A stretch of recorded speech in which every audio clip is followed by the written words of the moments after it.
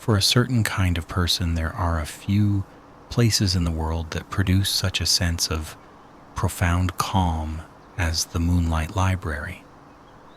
Housed in an ancient domed building in the middle of a cobbled square, it boasts a world-class collection, lenient borrowing terms, and unique opening hours.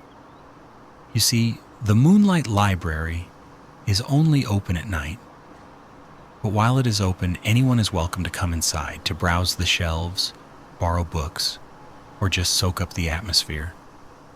There are plenty of good books here, as well as plenty of perfect places to curl up with one. Taking a tour of the library like this is encouraged, so long as we are considerate. All that is asked of us is that we keep our voices down out of respect for the other readers who are here to enjoy this lovely space. Soft sounds fill the library like dried mint steeping in a teapot, slowly infusing the warm water. Listen to the rustle of pencils taking notes and all those pages turning. Listen to the gentle brush of branches against the library windows. The great trees growing around the library shift in the wind.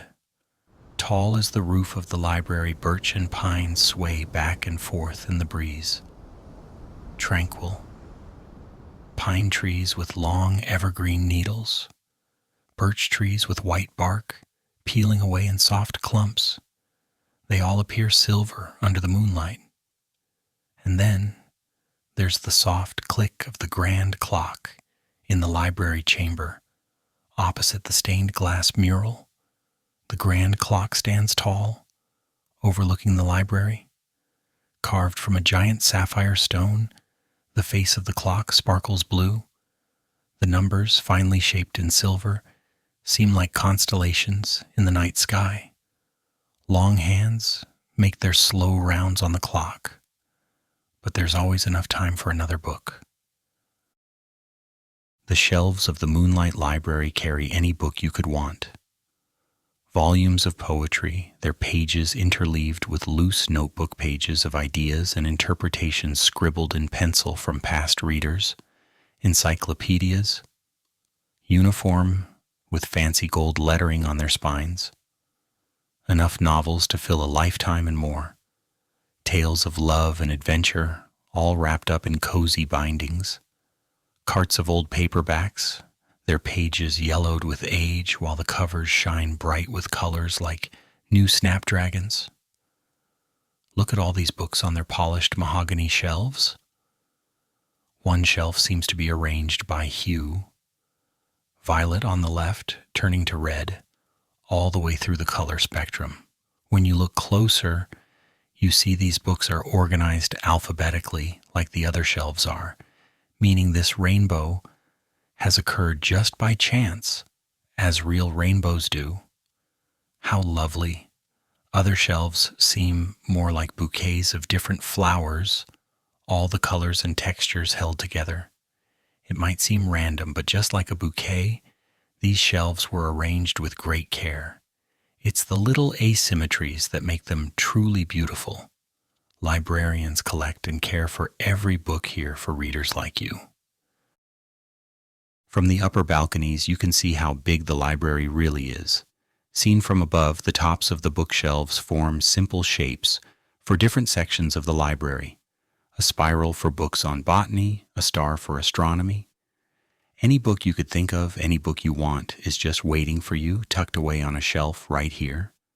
The lush carpets muffle footsteps as people look for a good book. Gold ladders catch the light and shine as they slide along the shelves. As you gaze up from the balcony, you notice the beautiful ceiling of the library, inset with tiles of precious stone. The patterned ceiling curves into a dome. Silver stars interlock, outlined with the blue gilt of lapis lazuli, all the way across the circular ceiling. At its apex, a round window lets a few real stars peek into the library. As your eyes adjust to the soft evening light, all you can see is books. They fill every corner of the old building, Great shelves of rich wood rise tall around you, labeled with gold initials. Polished shelves hold the books in neat order. Thick red carpets cushion the floor, complementing the glossy brown of all the mahogany shelves. It's so cozy here. Bronze spiral staircases lead from the ground of the grand chamber up to the higher levels of balconies for more books. A beautiful window looks onto the whole chamber. The panes of stained glass form a giant blue book opened onto the library. As moonlight shines through the window, it appears that the white pages glow. Long ago, when the Moonlight Library was new, people read by the light of candles. In the oldest books, you might even catch the faintest whiff of candle wax. With electricity, it's much easier for us to read through the night, and there's far less risk of accidents. Gold chandeliers hang from the ceiling of the Moonlight Library. If you look closely at the intricate swirling patterns, you can see vines and roses clustered around the light bulbs. Crystal beads decorate the chandeliers, scattering drops of light around you. How elegant! There are more lamps placed at perfect points along the bookshelves and reading nooks. These lamps have brass stands with lampshades of cool green glass. They cast pools of light on the space beneath them. No matter where you are in the library, there's always enough light for reading. As an archive, the Moonlight Library has collected some very special books. You can see them there, displayed on a crystal shelf in the grand chamber. The books are old and rather rare, but you can still read them. Let's take a look at one. The Story of Scent print is so faded you can't quite make out the words, but it's actually better to smell it.